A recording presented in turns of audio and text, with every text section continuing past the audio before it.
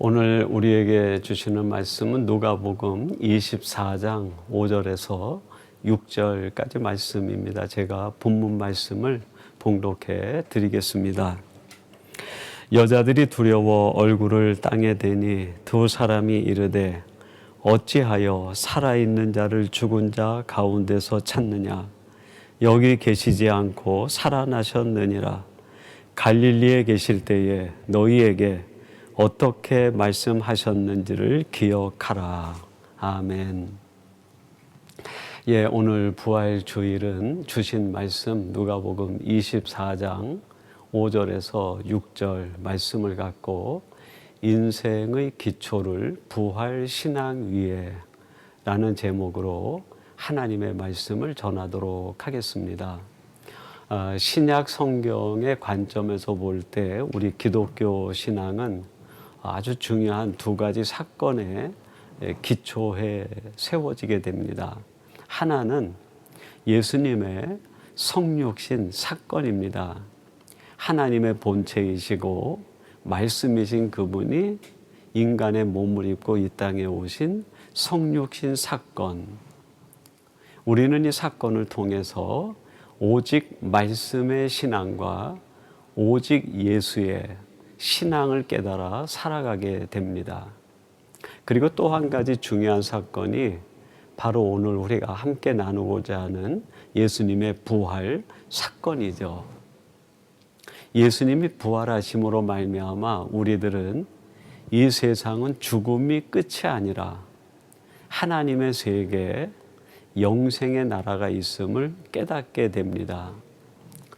그래서 우리는 이 세상이 아니라 하늘을 바라보는 하나님의 사람으로, 영생의 세계를 바라보는 사람으로 살아갈 수 있게 되는 것이죠.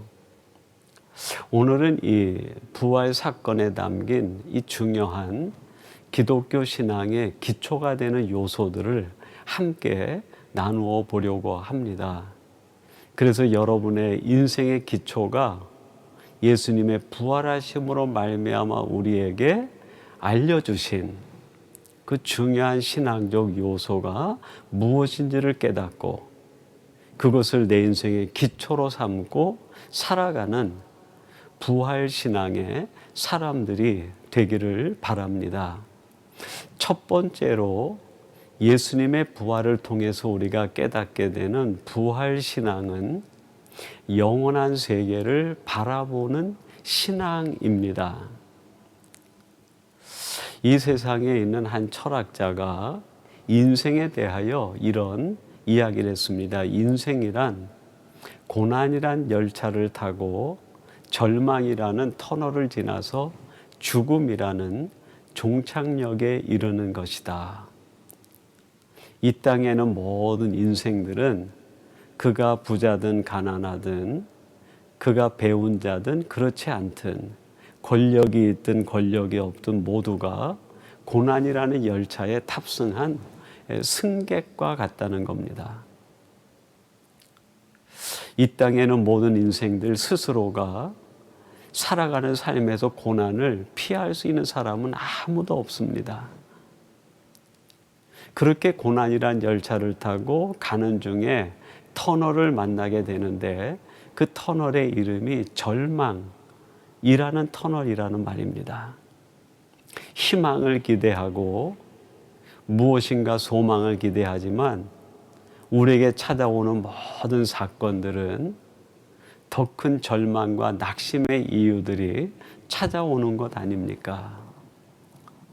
그것이 끝나는가 싶었는데 열차가 정착하면서 내려보니까 죽음이라는 종착역에 이르고 말았다는 거예요. 여러분 얼마나 절망적입니까? 이런 인생관을 갖는 사람들은 죽음이 끝이라고 생각합니다.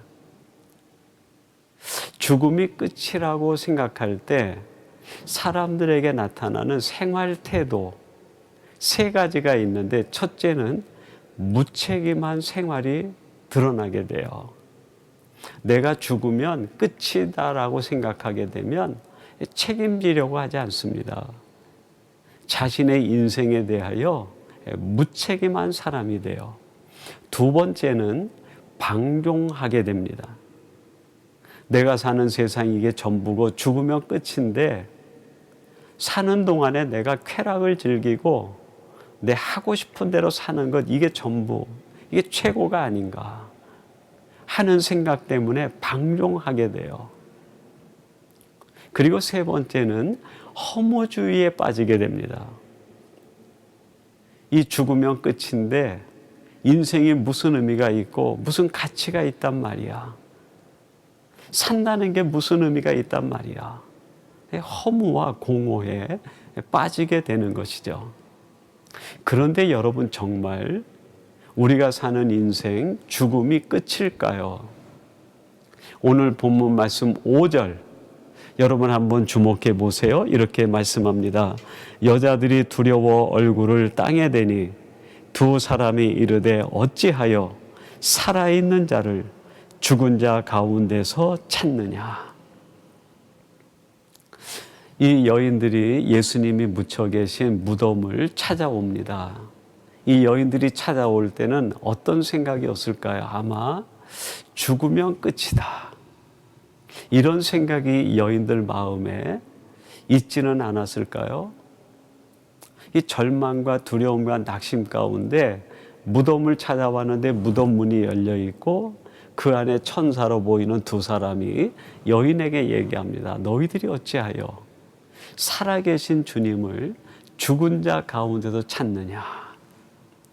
여기에 담긴 메시지, 이 여인들에게 주는 부활 신앙의 의미가 뭘까요? 얘들아, 이 땅의 인생은 죽음이 끝이 아니라 그 뒤에 생명의 나라, 영생의 나라, 영원한 세계가 있다는 것을 말씀하고 있는 거 아닙니까?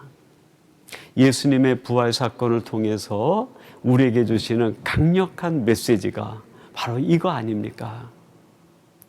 이 땅의 인생은 죽음이 끝이 아니라 그 뒤에 영원한 세계가 있음을 알려주시기 위해서 주님이 부활하시고 우리를 그 영원한 세계로 초대해 주시는 것 아닙니까?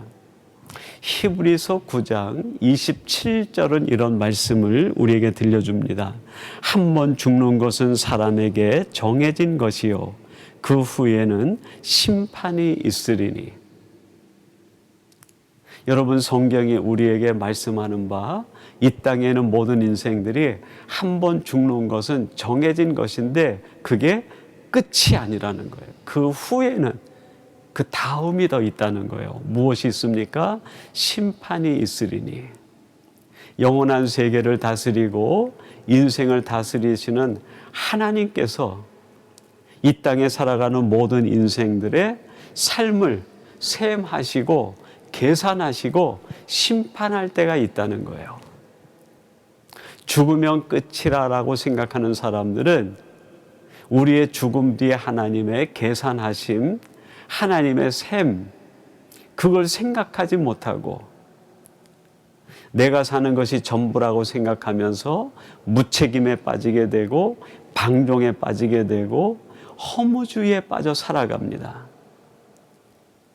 그러나 부활신앙을 하는 사람들은 그 후에 하나님의 계산하심과 셈하심이 있다는 걸 알게 되면 어떻게 살까요? 오늘을 무책임하게 살 수 없는 거예요. 방종하며 살 수가 없습니다. 허무주의에 빠질 수가 없어요. 이 부활신앙을 마음에 새긴 사람들은 그 후에 하나님의 영원한 세계가 있다는 것을 알기 때문에 오늘을 책임감 있게 살아가게 됩니다. 오늘을 방종하기보다는 자족함으로 살아가게 돼요. 오늘 사는 삶을 허무와 공허 속에 살아가는 것이 아니라 소망과 희망으로 가득 채워 살아가는 사람이 됩니다. 그래서 여러분, 내 인생의 기초를 부활신앙 위에 두어야 되는 거예요.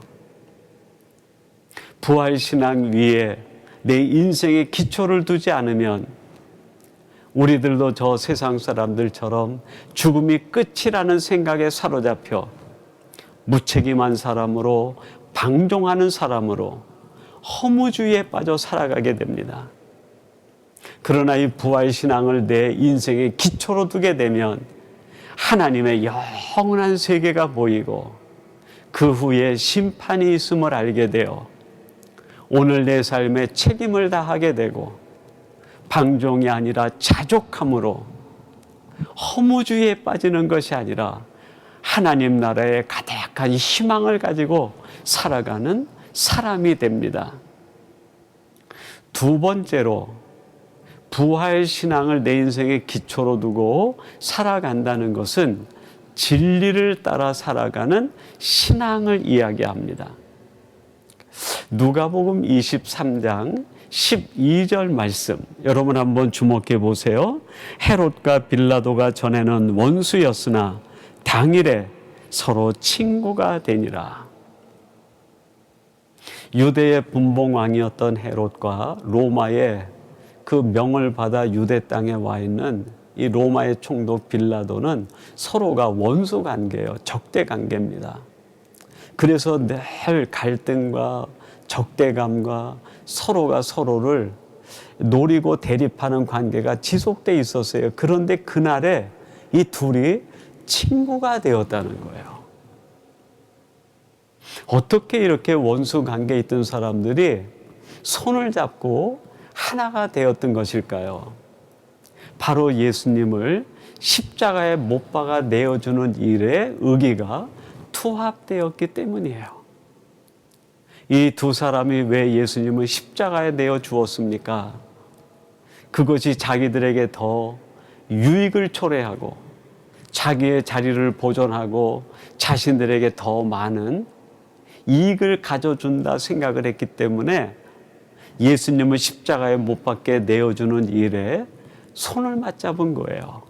여러분, 예수님이 누굽니까? 진리입니다. 결국 이 두 사람이 손을 잡은 것은 진리를 죽이기 위해서 거짓과 불의와 악이 손을 잡은 것을 의미해요. 여러분, 그러면 이 불의하고 거짓되고 악한 사람들이 손을 잡았을 때 그들이 멸망하고 그들이 무너지는 것이 당연한 것 아닙니까? 그러나 이 세상은 반대 현상이 일어나요. 오히려 악한 자들이 더 흥하는 것 같고 불의한 자들이 더 승승장구하고 온갖 깨와 술수로 사는 사람들이 잘 되는 것처럼 보입니다. 이럴 때에 이런 것을 보는 이 땅의 많은 사람들과 심지어는 우리 크리스찬들마저도 갈등이 생겨요. 마음에 고민이 생깁니다. 세상 사는 동안엔 이렇게 사는 게 지혜로운 거 아니야? 이렇게 사는 게 더 잘 사는 거 아니야? 갈등이 생겨요. 여러분, 이럴 때 우리 안에 분명한 부활 신앙이 자리 잡지 못하면 이 유혹 앞에서, 갈등 앞에서 우리는 다 무너지고 맙니다. 그래서 어느 순간 내가 헤롯과 빌라도가 서로 악과 거짓이 손을 잡은 것처럼 내가 슬머니 악과 손을 잡게 되고 불의한 것과 타협하는 현상이 일어납니다. 여러분, 이렇게 불의한 것과 악한 것과 타협하지 않고 이것들을 우리가 극복하고 이 속에서도 진리를 쫓아 살아가는 사람이 되기 위해선 부활신앙이 내게 뿌리를 내리고 있어야 됩니다. 오늘 본문 6절 한번 주목해 보세요. 여기 계시지 않고 살아나셨느니라. 갈릴리에 계실 때에 너희에게 어떻게 말씀하셨는지를 기억하라.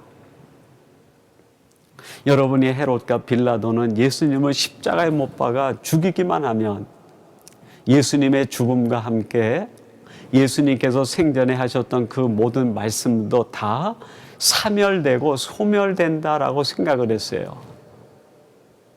그런데 예수님께서 십자가에 돌아가신 뒤에 부활하심으로 말미암아 일어난 일이 뭡니까?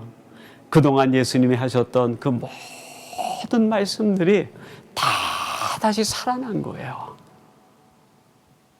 부활신앙을 내 인생의 기초로 둔다는 것이 무슨 뜻입니까? 바로 이거예요.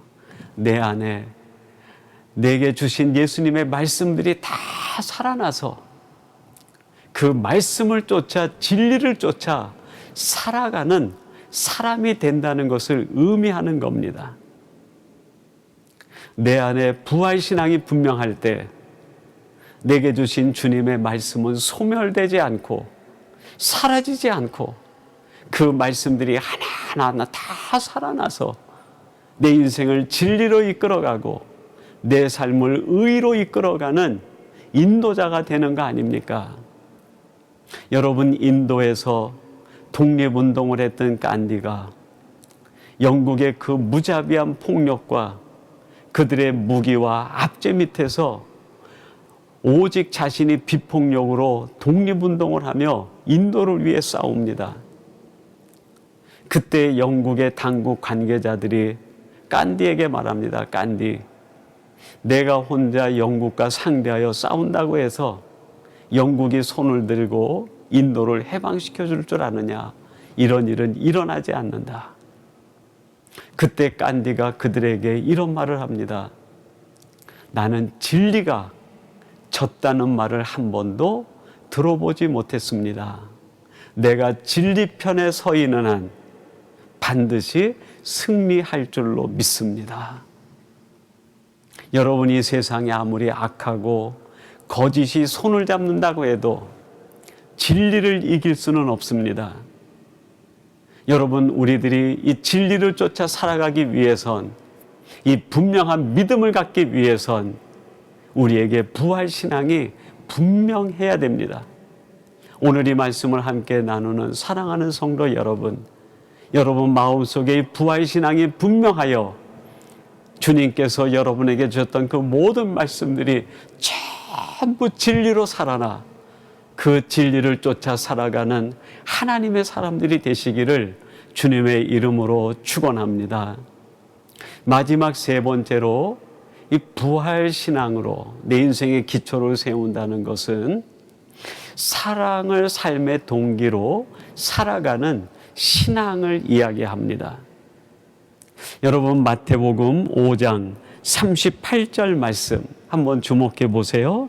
또 눈은 눈으로 이는 이로 갚으라 하였다는 것을 너희가 들었으나. 예수님께서 산상수훈을 말씀하실 때 제자들과 무리들에게 하시는 말씀입니다. 얘들아, 너희들이 세상에선 이렇게 들었으나. 사람들이 세상으로부터 듣는 이야기가 뭡니까? 이는 이로, 눈은 눈으로 갚으며 살아가야 된다는 거예요. 무슨 뜻입니까? 악하게 살아야 된다는 거예요. 내가 손해보지 않으려면 조금 독하게 살아야 된다는 겁니다.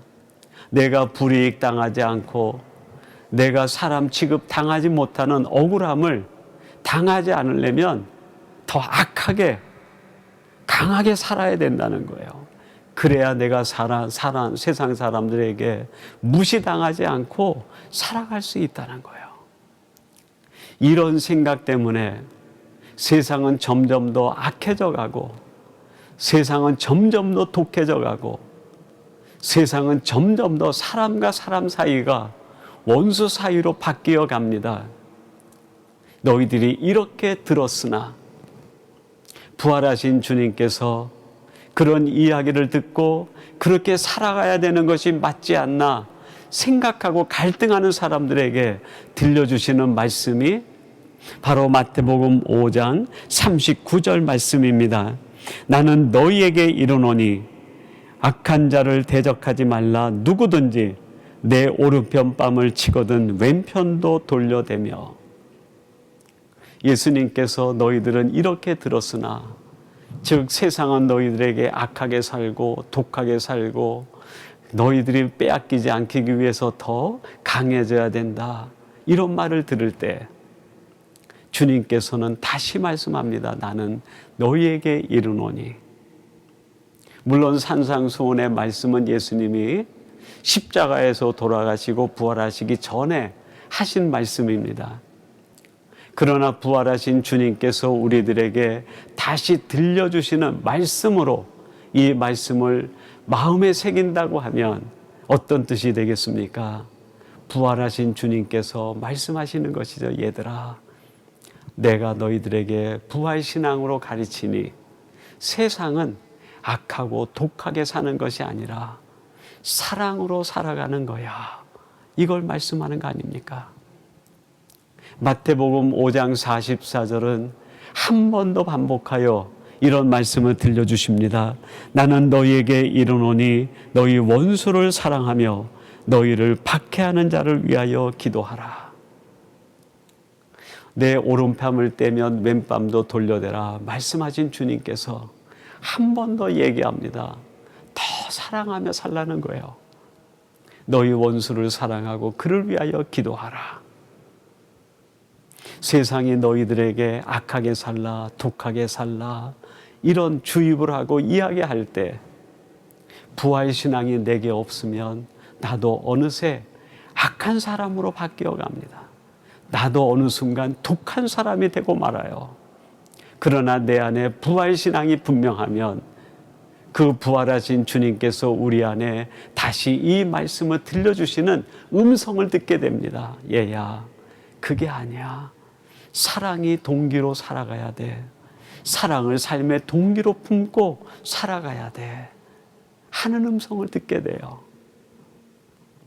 테레사 수녀가 이런 시를 지었습니다. 제목이 그렇더라도 하는 제목의 시인데 제가 첫 두 연만 한번 여러분에게 읽어드리겠습니다. 사람들은 불합리하고 비논리적으로 자기 중심적이다. 그렇더라도 그들을 사랑하라. 만일 그대가 좋은 일을 하면 사람들은 그대에게 숨은 동기가 있을 것이라고 비난할 것이다. 그렇더라도 좋은 일을 하라. 여러분이 마더 테레사 수녀가 지은 시 속에서 우리에게 주는 메시지가 뭡니까? 세상 사람들이 너희들에게 무엇이라고 말하든 거기에 귀 기울이지 말고 내 안에 부활하신 주님, 그 주님께서 내게 주시는 말씀, 그 말씀에 반응하며 살아가는 사람이 되라는 거예요. 세상은 늘 우리에게 악해져야 된다, 독해야 된다, 강하게 살아야 된다, 쉼없이 얘기합니다. 이런 이야기가 들려올 때마다 우리는 귀를 막고 부활하신 주님이 내 안에서 들려주시는 음성, 더 사랑하며 살아가는 그 음성을 들어야 된다는 거예요. 그렇더라도 너희들은 사랑하며 살고 그렇더라도 너희들은 부활 신앙을 가지고 살아가라. 사랑하는 성도 여러분, 오늘 이 부활 주일에 하나님께서 우리에게 주시는 이 말씀을 통하여 내 인생의 기초를 세상 논리에 두는 것이 아니라 부활 신앙 위에 둠으로 인하여 우리의 시선은 하늘을 향하고 내 인생의 목표는 진리를 쫓아 살며 내 삶의 방식은 사랑을 동기로 여기고 살아가는 사람이 됨으로 인하여 여러분이 이 시대에 진정한 하나님의 부활의 사람이 되기를 주님의 이름으로 축원합니다. 우리 같이 기도하겠습니다. 하나님 아버지, 오늘 이 부활주일에 저들에게 주시는 말씀을 통하여 우리의 인생의 기초를 세상 논리에 두지 말고 부활 신앙 위에 두라고 말씀해 주시니 감사합니다. 우리의 시선은 영원한 세계를 바라보게 하시고 우리의 인생의 목표는 진리를 바라보며 살게 하시고 우리의 삶의 방식은 사랑을 동기로 살아가는 저희들 되게 해 주옵소서. 무엇보다도 우리가 부활 신앙을 마음의 새김으로 인하여 이 땅에서 하늘의 사람, 부활의 사람으로 살아가는 저희 모두가 되게 해 주옵소서. 예수님의 이름으로 기도하옵나이다. 아멘.